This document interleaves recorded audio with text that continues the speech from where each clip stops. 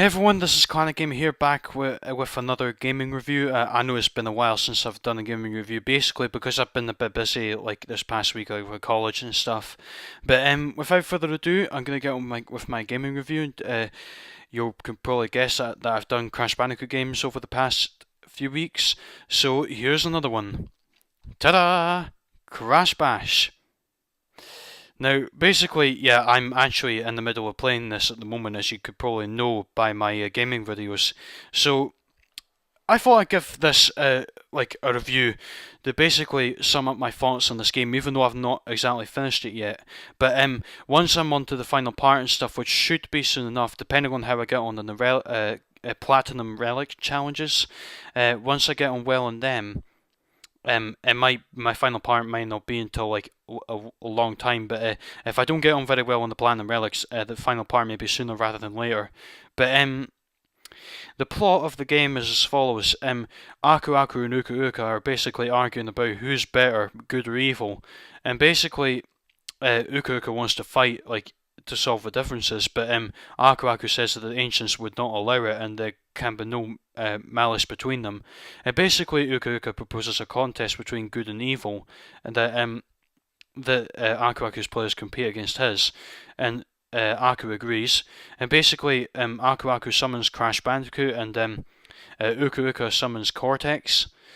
And Aku also summons Coco, and Uka Uka summons Brio, Qualicong, Rillaroo, Dingodile, and Tiny. And basically, Aku says, no, that's not fair, you've got too many players. So basically, Uka says, okay, choose two of mine to go on your team. And basically, he chooses Tiny and Dingodile. Now, Tiny and Dingodile only go on the good side for this game, and then they go back to bad in the later games. But anyway, I mean, it's a basic plot really about who's better in the galaxy and stuff like that. I mean, it's a good way to start off the party game to determine which side is better in a party game. It's a good start. Now, the gameplay is as follows. There's several things that I can mention about the gameplay. There's an adventure mode that you can play on, which is obviously like what I mentioned about in the plot, about basically who's better between good or evil. Or you can basically choose to do battle mode, like on your own against the AI, or you can compete against your friends in a 2 or 4 player match, and you can have a tournament mode with 2 players as well. I think that's the game modes that are they're all there. If only this game had online mode, boy, that would be a hell of a lot of fun, I think. It'd be a great challenge as well, like to compete against other players or experts on Crash Bash. But enough about online play, that's not in the game. But basically, there's several different types of games that are in Crash Bash, which are Crash Ball, Polar Push, Pogo Painter, Crate Crush, Tank Wars, Crash Dash, and Medieval Mayhem. Now, basically, there's 4 mini games each in each of the categories.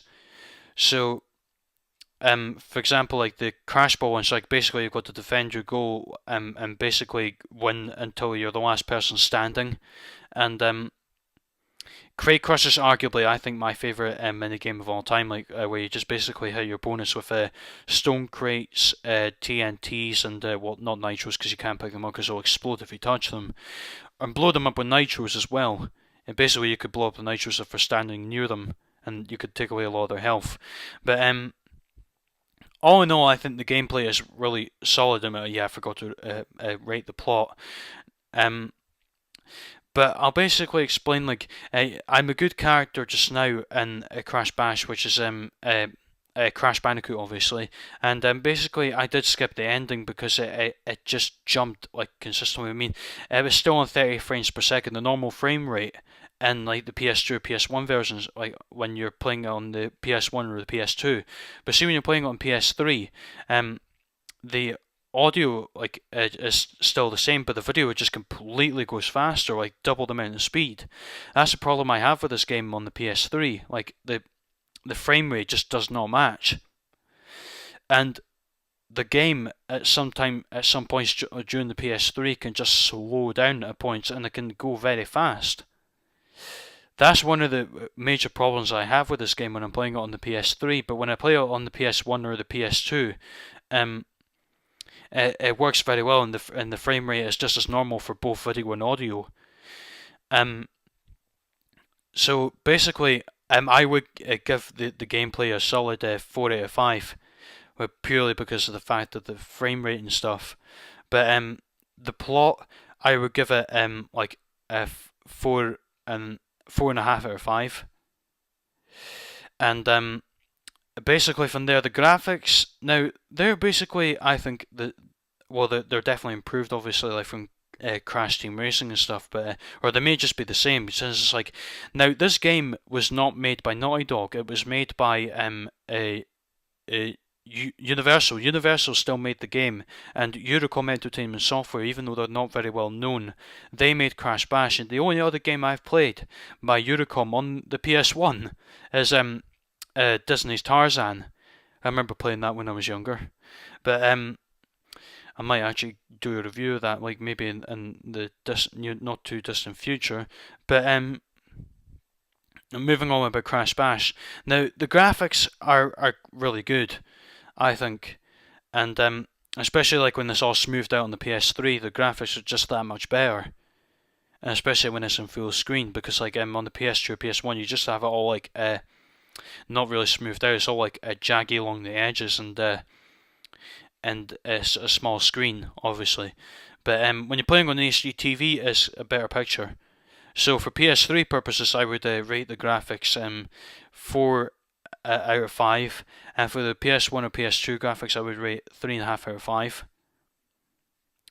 Now the soundtrack for this, the soundtrack is very good at the point where you get to Warframe 5, where the soundtrack tends to repeat, I think, because like in Splash Dash, like it's the same track used in Dot Dash, and when you're in Drag and Drop, that's a new track, but that same track is also used in Swamp Fox and Dante's Dash, and when you're in Mallet Mash, that same track is used for Keg Kaboom. So basically, I think they struggled to come up with like compose some new tracks for Keg Kaboom and stuff, so they decided to stick the old ones in there. I mean, I wouldn't mind for Mallet Mash and Keg Kaboom because that makes sense, since they're both medieval anyway. But for Swamp Fox, I would probably say maybe come up with like maybe a prehistoric kind of theme, like what they did in Crash Bandicoot 3, and the same for Dante's Dash as well. They could have come up with some prehistoric theme for both of those levels, since they both take place in the prehistoric times of Crash Bandicoot 3. But all in all, the soundtrack is very unique, and I would give it possibly like just a 4 out of 5 for the soundtrack, because I mean, the reason why it's probably not getting 5 out of 5, for me, I like the soundtrack for Crash Bash, it's really good, but due to being repetitive at times, like in Warframe 5, that's where I would give it a 4 out of 5. Now the bosses for this, I mean, Papu Papu, easiest boss, Berminator, he can be easy but he can be annoying at the same time. The Komodo brothers are okay, and Oxide is just, oh. Now there is a line that I'm going to say, like when I face the Nitrous. Now, a bit of a spoiler alert warning.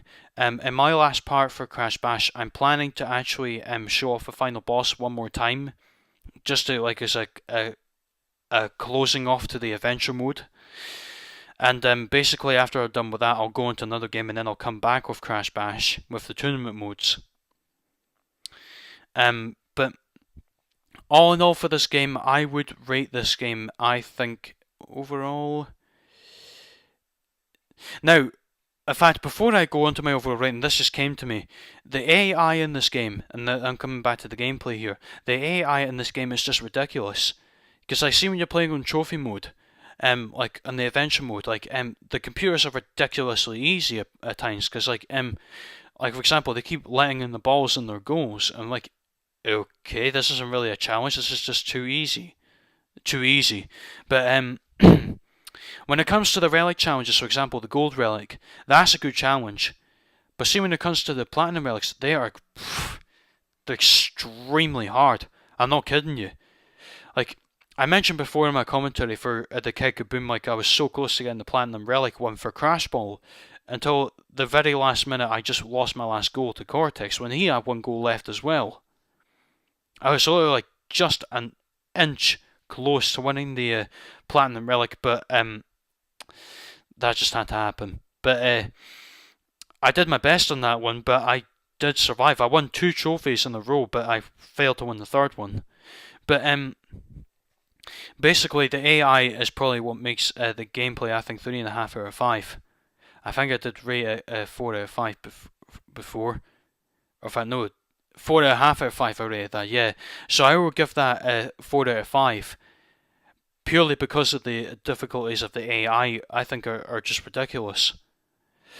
So overall, I think for an overall rating for this game out of 10, I would probably give it uh, probably 8 out of 10. But I mean, this game is really good, but it's not the best party game out there. I mean, the Mario Party is obviously, like, I've played Mario Party before, and it's definitely better, I think, than Crash Bash. Even though Crash Bash is still a really good party game, I believe the Mario Party may just take the cake here. But anyway, that's my review for Crash Bash. If you enjoyed my video, be sure to like the review video and comment down below for your thoughts on Crash Bash overall, and subscribe for more gaming reviews. Till then, this is Clarinetgamer here, signing off, and from me, Clarinetgamer, Crash, Tiny, Coco, and Cortex, I'll see you guys later when I give my next gaming review. Till then, I'll see you then, and goodbye.